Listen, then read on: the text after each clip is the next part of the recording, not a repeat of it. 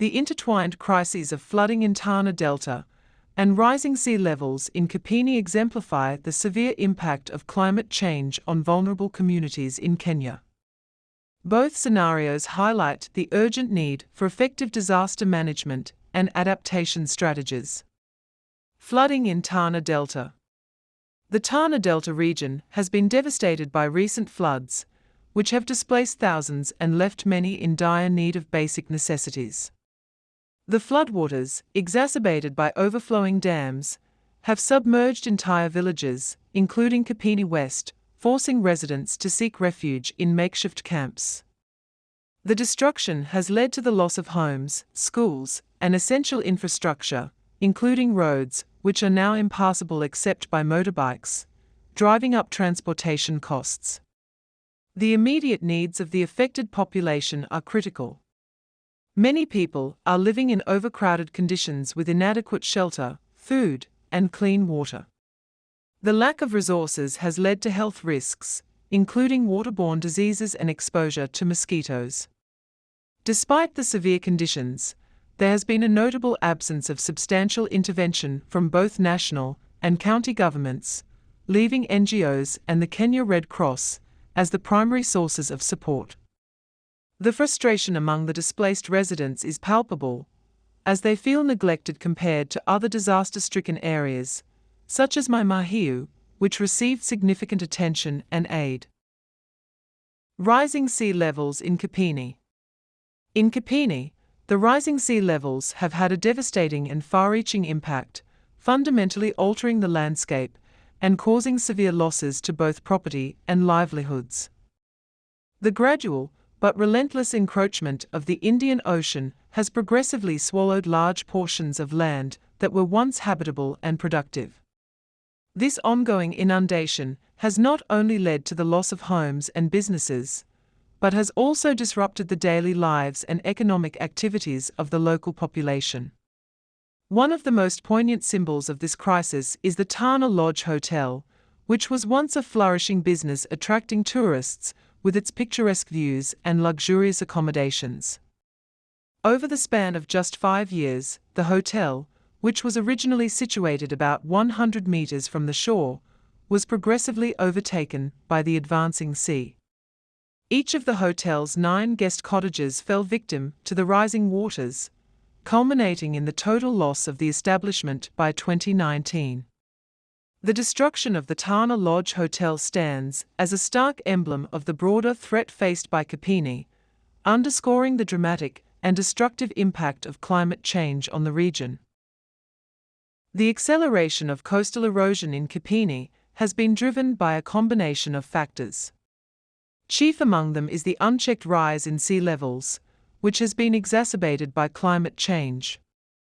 The situation has been further aggravated by the deforestation of mangrove forests along the coastline.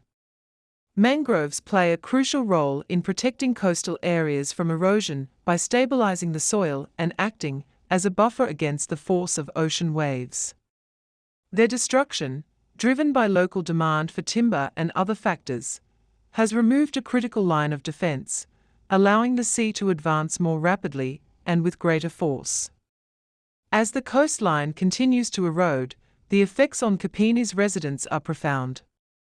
Many have been forced to relocate, leaving behind their homes, farmland, and traditional livelihoods. The salinization of freshwater sources and the loss of fertile land have further compounded the challenges, disrupting agriculture and diminishing local fish stocks. The cumulative impact of these changes has led to a severe decline in the quality of life for those who remain, as they struggle to cope with the loss of their land and the ongoing threat of rising seas. The consequences of rising sea levels in Kipini are extensive and multifaceted, deeply affecting various aspects of life and the environment. One of the most immediate and visible impacts is the displacement of residents. As the sea continues to encroach on the land, homes and entire neighborhoods have been lost to the ocean, forcing many families to evacuate and seek refuge elsewhere. This displacement has led to a significant upheaval in the community, with individuals and families scattered and struggling to find new places to live. The loss of familiar surroundings and the disruption of social networks have compounded the emotional and psychological strain on those affected. Another critical consequence is the salinization of freshwater sources. The intrusion of seawater into wells and boreholes, which were once reliable sources of clean water, has rendered these supplies undrinkable. The increased salinity in groundwater has made it impossible for many residents to access fresh water, forcing them to rely on less reliable sources or to travel long distances to obtain potable water. This scarcity of fresh water has not only affected daily living conditions, but has also impacted sanitation and health, increasing the risk of waterborne diseases. The destruction of agricultural lands is another severe consequence of the rising sea levels. Previously fertile areas, essential for growing crops and supporting local farming practices, have been inundated by salt water. This saltwater intrusion has rendered the soil infertile and unsuitable for agriculture, leading to the loss of valuable farmland. As a result, traditional farming practices, which have been a cornerstone of the community's economy and food security, have been severely compromised. The inability to grow crops has led to food shortages and economic hardship, as agriculture was once a primary source of income and sustenance for many families. Additionally, the community's traditional means of livelihood, such as fishing, are also under threat. The rising sea levels and the resulting erosion have disrupted local fish habitats and breeding grounds, leading to a decline in fish populations. This decline has adversely affected local fishermen who depend on fishing for their livelihood. The loss of fishing grounds has not only reduced the availability of a crucial food source, but has also diminished the income of those who rely on fishing as their primary economic activity. Overall, the local population has been forced to witness the gradual disappearance of their land and the erosion of their traditional way of life. The existential threats posed by the encroaching sea have created a sense of uncertainty and fear about the future. With their homes, livelihoods, and environmental resources at risk, the people of Kipini face an uncertain future as they struggle to adapt to the relentless challenges posed by rising sea levels. Efforts to address the crisis in Kipini have been significantly hindered by a combination of inadequate funding and the multifaceted nature of the problem. The rising sea levels and their devastating impacts require a comprehensive and integrated approach to both immediate relief and long-term resilience. However, the complexity of the situation poses substantial challenges that are not easily overcome. One of the primary proposed solutions is the construction of a sea wall. This infrastructure is intended to provide a physical barrier between the advancing ocean and the vulnerable land, thereby reducing the risk of further erosion and protecting the remaining property and infrastructure. While the concept of a seawall holds promise, its implementation is fraught with difficulties. The project requires a significant financial investment, which is currently beyond the reach of local authorities. The costs associated with designing, constructing, and maintaining such a structure are substantial, and without adequate funding, the project remains stalled or incomplete. Moreover, the challenge extends beyond mere infrastructure. To achieve sustainable protection, there is a critical need for broader conservation efforts, including the restoration of mangrove forests.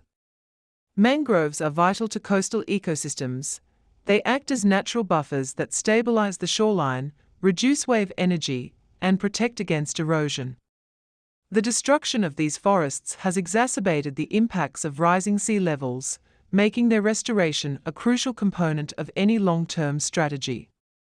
However, replanting and rehabilitating mangrove areas require substantial resources, expertise, and time, which are often in short supply. The local authorities and environmental experts emphasize that addressing the crisis effectively necessitates a dual approach, combining protective infrastructure with ecological restoration. Building a seawall alone is not sufficient to tackle the root causes of the problem or to ensure lasting protection. Without the restoration of mangroves and other natural barriers, the area remains vulnerable to further damage and erosion. The integration of these strategies is essential for creating a resilient coastal environment that can withstand the ongoing impacts of climate change. In addition to financial constraints, the complexity of coordinating and implementing these solutions adds another layer of difficulty. Successful execution requires collaboration between various stakeholders, including government agencies, environmental organizations, and local communities. Each group must work together to align their efforts, share resources, and support one another to achieve the common goal of safeguarding Kipini from the threats posed by rising sea levels. Ultimately, while the plans for a seawall and mangrove restoration are promising, the path to their realization is obstructed by financial and logistical challenges. The combined effort of securing funding, mobilizing resources, and coordinating action across multiple sectors is essential for overcoming these hurdles and ensuring that Kipini can build the resilience needed to face the ongoing impacts of climate change. Linking the crises. Both the flooding in Tana Delta and the rising sea levels in Kipini serve as stark reminders of a broader and increasingly alarming pattern of climate-induced disasters affecting vulnerable communities. These crises are not isolated events, but rather manifestations of the profound and far-reaching impacts of climate change, which exacerbate existing vulnerabilities and create new challenges for affected populations. The floods in Tana Delta illustrate the devastating effects of extreme weather events and changing precipitation patterns, which are becoming more frequent and intense due to climate change. The overflow of dams and subsequent flooding have displaced thousands of residents, destroyed homes, schools, and infrastructure, and led to significant health risks and economic losses.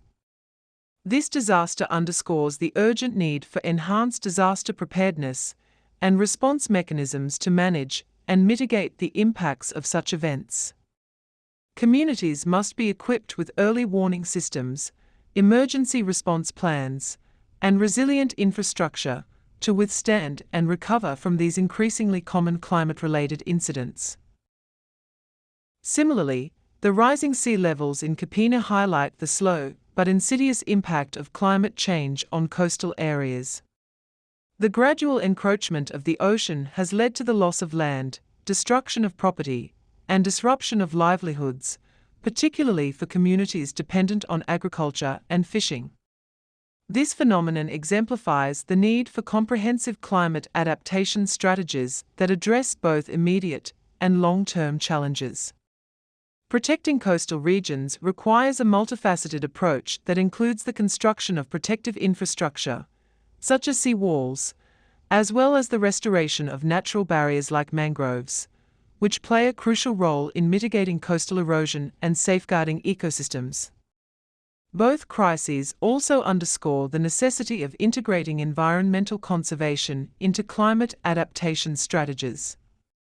Effective adaptation not only involves building and reinforcing physical infrastructure, but also includes preserving and restoring natural ecosystems that provide critical services and protection. Mangrove forests, wetlands, and other natural habitats offer valuable benefits, such as reducing flood risks, improving water quality, and supporting biodiversity. Addressing climate change requires a holistic approach that combines infrastructure development with ecological conservation to build resilience and reduce vulnerability. The broader pattern of climate-induced disasters emphasizes the need for coordinated and comprehensive responses at multiple levels. Governments, local authorities, international organizations, and communities must work together to develop and implement strategies that address the root causes of climate change and its impacts. This includes investing in sustainable infrastructure, enhancing disaster preparedness and response, and fostering community resilience through education, and engagement. In summary, the floods in Tana Delta and the sea level rise in Kipini are clear indicators of the pressing challenges posed by climate change. They highlight the imperative for integrated climate adaptation strategies that encompass disaster preparedness, infrastructure development, and environmental conservation.